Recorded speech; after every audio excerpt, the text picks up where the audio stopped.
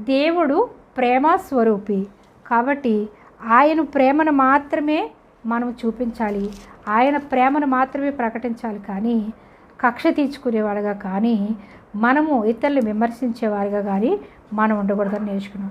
నేను అలాగే ఒకసారి మన ప్రభువైన యేసయ్య ఉండగా ఇలా దేవతలంతా దండగా, వెండివి అయినా బంగారపు అయినా రాతివి అయినా రతనాలవి అయినా మన ప్రభువైన యేసయ్య ఉండగా ఇలా దేవతలంతా దండగా అని ఒక పాత పాట, అది వచ్చిన పాట కదా అని నేను యూట్యూబ్లో పెడితే పచ్చి బూతులతో నాకు కామెంట్ పెట్టాడు ఎవరో ఒక చిన్నవాడై ఉండొచ్చు, పెద్దవాడై ఉండొచ్చు.